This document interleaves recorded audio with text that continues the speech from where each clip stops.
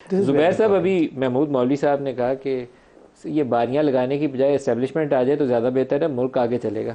तो बहुत सारे लोग कहते हैं कि आइंदा इंतखाबात के जो नताइज हैं वो बाकी सियासी जमातें तस्लीम नहीं करेंगी और ये अनहोनी नहीं होगी। हम 13 और 18 में उसकी झलक दे चुके हैं, मुल्क तो इससे नीचे जाएगा। यहाँ तक तो बात ठीक है, लेकिन इसका हल क्या है? वो महमूद मौलवी साहब वाला या कोई और? नहीं, मेरा ख्याल है कोई और ही। देखे, पाकिस्तान का एक आइन है और सब उसको मानते हैं, एक्सेप्ट करते हैं।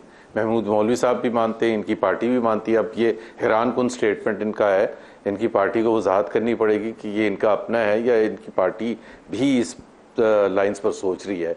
एक 1973 कॉन्स्टिट्यूशन है, उसके तहत मुल्क चलना है और उसके तहत तो कोई बुनियाद ही नहीं है, बल्कि आर्टिकल 6 है कि जी अगर पॉलिटिकल इंटरफेरेंस करते हुए हुकूमत संभाल ले एस्टैब्लिशमेंट, तो ये तो मेरा ख्याल है बिल्कुल एक्सेप्टेबल ही नहीं है और किसी को भी एक्सेप्टेबल नहीं होगा। आई एम श्योर जहांगीर तरीन और इनकी पार्टी के जो लीडर्स हैं उनको भी नहीं एक्सेप्टेबल होगा। पाकिस्तान कैसे चलना है, ये कोई इतना, मेरा ख्याल है पाकिस्तान में क्यों इतना प्रॉब्लम है, हमारे अपने रीजन में, अगर इंडिया में और श्रीलंका में और बांग्लादेश में वही पार्लियामेंट्री सिस्टम चल सकता है और सक्सेसफुल चल सकता है और जिसकी बुनियाद पर मुल्क में मईशत के हवाले से तरक्की भी हो सकती है, तो पाकिस्तान में क्यों नहीं हो सकती? पाकिस्तान में इसलिए नहीं तरक्की, आपके ख्याल में क्यों नहीं चल सका पाकिस्तान में ये निज़ाम? ये जो मार्शल्लाह लगे मुल्क 2 लाख हो गया, आपके ख्याल में वजह क्या थी इसकी? आप लोगों की नाकामी है?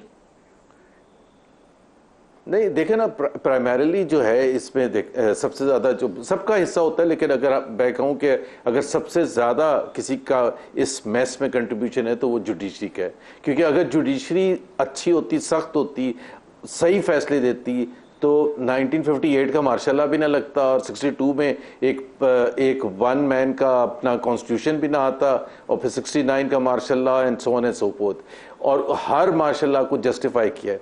सो एक तो जजेस हैं और फिर ज़ाहिर है एस्टैब्लिशमेंट है, और दूसरी चीज़ ये है कि उसके बाद भी जो 2011 का भी जो आपने एग्जांपल दी थी उसमें भी सारे फहरिस्त एस्टैब्लिशमेंट ही थी ना। तो Pakistan is not a laboratory जहाँ ये एक्सपेरिमेंट्स होते रहे कि जी क्या इमरान खान ज़्यादा सही है या नवाज शरीफ ज़्यादा सही है, कभी इसको पीछे करते हैं फिर इसको पीछे करते हैं। It is a dangerous game to play and that dangerous game will not yield any results. ये बिल्कुल क्लियर है। कैसे रिजल्ट्स आ सकते हैं?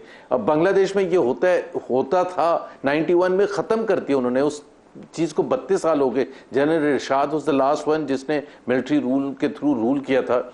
इंडिया में 1947 से आज तक उसमें भी इनकम लेवल्स देख लें, उनके कल्चर देख लें, बहुत सी चीजें हमारे साथ मिलती हैं।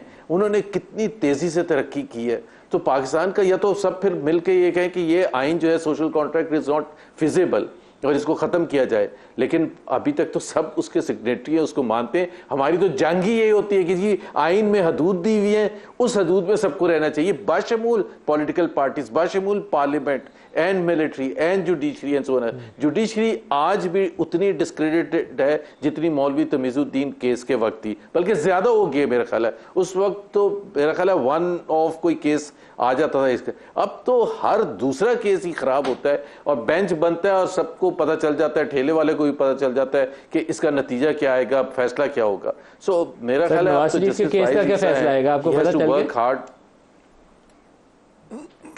किस केस का? नवाज शरीफ के केस का भी तो फैसला आना है ना। आप कहते हैं बेंच बनते ही फैसले का पता चल जाता है, तो आपको पता चल गया फैसले का? मियां नवाज शरीफ के फैसले देखे, वो जो आप बात करते हैं उसमें था क्या? आपने कहा कतरी का खत भी भेजा और ये क्या, why was mister Nawaz Sharif asking being asked about events of